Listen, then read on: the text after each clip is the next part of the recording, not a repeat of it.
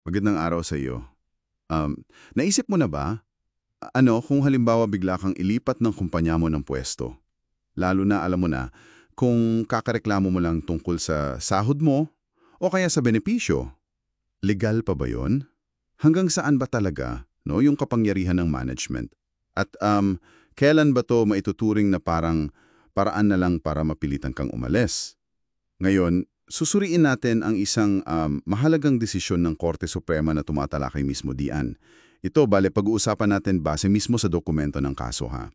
Ang misyon natin, bigyan ka ng mas malinaw na pag-unawa sa mga karapatan mo bilang empleyado at syempre, yung limitasyon din ng employer pagdating sa paglilipat-lipat ng pwesto. Sige, simulan na natin himayin ito. Ang kasong tinutukoy natin ay ito yung Reliable Industrial and Commercial Security Agency, Inc.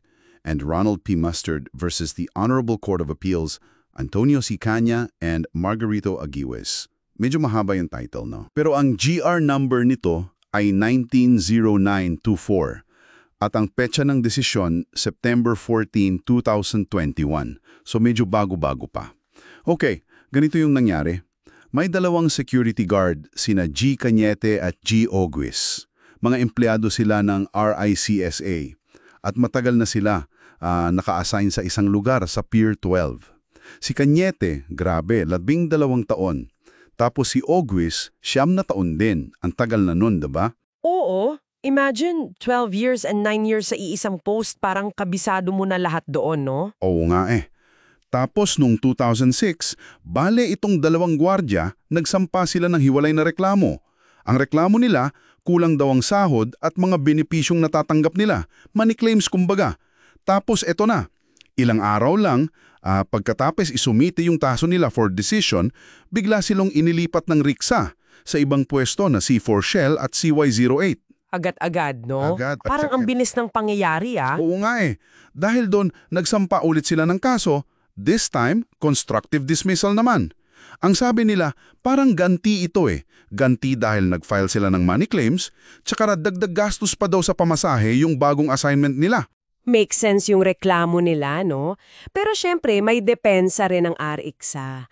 Ang sabi nila, management prerogative daw yun. Karapatan ng kumpanya na ilipat ang empleyado. Tsaka regular reshuffling lang daw yun. Para maiwasan yung fraternization o yung sobrang pagiging close sa mga tao doon sa pwesto. Okay, so yun yung magkabilang panig. Anong nangyari sa mga naunang desisyon?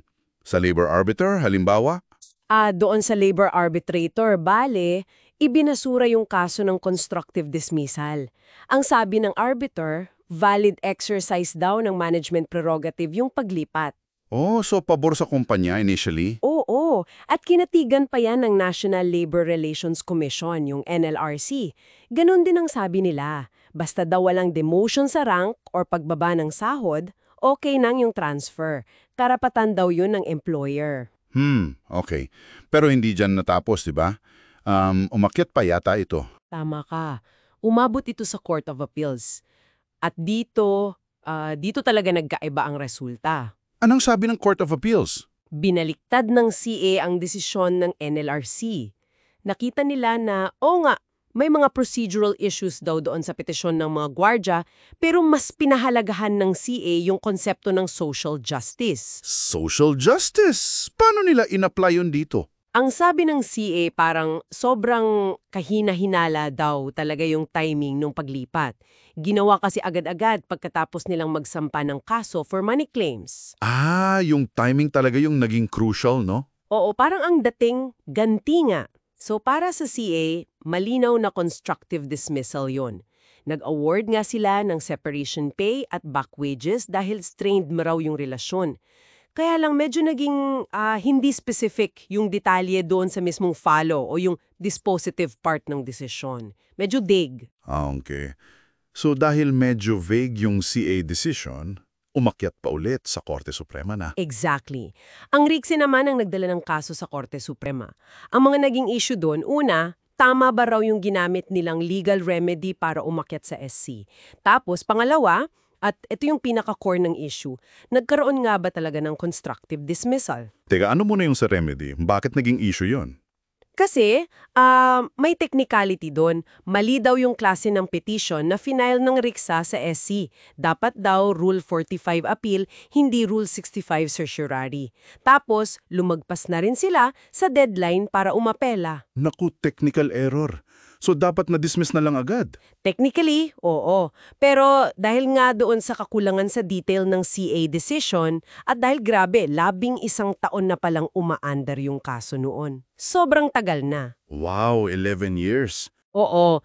Kaya sinilip pa rin ng Korte Suprema yung merito, yung mismong sustansya ng kaso. Para na rin matuldukan na, di ba? Okay, gets. So ano na ang final verdict ng Korte Suprema dun sa tanong na kung may constructive dismissal nga ba? Ito na. Kinonfirma ng Korte Suprema. Oo, merong ngang constructive dismissal.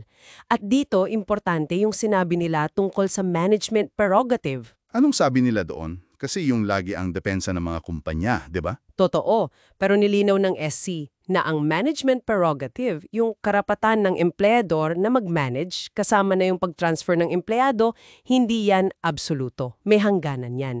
Hindi ito pwedeng gamitin kung may masamang intensyon o bad faith. Hindi rin pwedeng gamitin bilang parusa.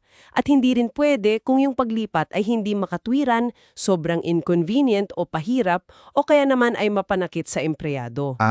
Yun pala yung mga limitasyon. Kailangan may good faith palagi. Ang panang kaso at pagkatapos ng napakahabang panahon nila sa Pier 12, malinaw na gante yun, retaliation. Tsaka yung sinabi ng RICSA na standard procedure lang daw yung reshuffling para maiwasan yung fraternization. Walang naipakitang ebidensya ang RICSA para suportahan yun. Hindi nila napatunayan. So walang basehan yung claim nilang standard procedure lang. Wala. Kaya ang conclusion ng SC, constructive dismissal nga. Yung parang tinutulak ka na lang palabas ng trabaho kahit di ka naman direktang sinisipa. Malinaw na malinaw yon. So dahil naputunayang constructive dismissal, ano yung inutos ng Korte Suprema na bayaran ng RICSA? At kasama ba yung presidente si G. Mustard sa pinagbayad? Okay, pinagbayadan ng RICSA ng back wages. Ito yung sahod na dapat natanggap ng mga empleyado mula nung araw na na-dismiss sila hanggang sa maging final yung desisyon. Tapos may separation pay pa, ang computation niyan katumbas ng 1 buwang sahod para sa bawat taon ng serbisyo nila. Malaki-laki rin siguro yon, lalo na't matagal na sila sa serbisyo. Oo, malaki yun. Pero ito yung isang importanteng point. Yung kumpanya lang ang RICSA Inc. ang pinagbayaran. Hindi kasamang pinagbayaran o ginawang liable yung presidente si G. Mustard. Bakit hindi? Siya yung presidente, di ba? Kasi ayon sa Korte Suprema, hindi napatunayan na may personal bad faith si G. Mustard o na may direktang partisipasyon siya dun sa illegal act ng pag-transfer. Kailangan kasi ng malinaw at matibay na ebidensya para masabing personal na liable ang isang corporate officer kasama ng kumpanya. Separate entities kasi sila. Okay. So, liability ng korporasyon yun, hindi automatic na pati opisyal. Malinaw yan. Ngayon, para sa ating mga tagapakinig, ano ba yung mga pinaka-importanting aral o key takeaways na makukuha natin mula sa kasong ito? Sige, breakdown natin. May ilang mahalagang prinsipyo or doctrines tayong pwedeng panghawakan dito. Una, yung constructive dismissal. Ulitin natin, hindi lang ito yung sinabihang kang tanggal ka na. Nangyayari to kapag yung mga ginagawa ng employer, yung actions nila, ginagawang imposible na o hindi na makatarungan o hindi mo na talaga matiis na magpatuloy sa trabaho. Kaya mapipilit ka na lang umalis. Parang involuntary resignation dahil sa hostile environment. So yung act ng employer ang nagtutulak sa'yo palabas. Tama. Pangalawa, yung limitasyon ng management prerogative. Mahalaga to. Yung karapatan ng kumpanya na mag-manage, kasama na yung pag-transfer, hindi yan walang hangganan o absolute. Dapat ginagamit yan ng makatarungan, in good faith. Hindi pwedeng may bad faith, hindi pwedeng gamiting parusa, at hindi dapat magresulta sa demotion o pagbaba ng sahod at benefits. Okay, may check and balance pa rin. Meron. Pangatlo, yung pagpapatunay ng bad faith. Hindi ito basta-basta ina-assume lang, kailangan nitong patunayan ng malinaw na ebidensya. Pero, Yung mga circumstantial evidence tulad nga dito sa kaso, yung kahina-hinalang timing ng paglipat pagkatapos mismo magreklamo, pwedeng maging sapat na basehan para makita na may bad faith. So pwedeng yung circumstances mismo ang magturo na may bad faith. Pwedeng-pwede. At pang-apat, yung panadagutan ng opisyal ng kumpanya. Tandaan natin, may sariling legal na pagkatao ang isang korporasyon, hiwalay sa mga may-ari o opisyal nito.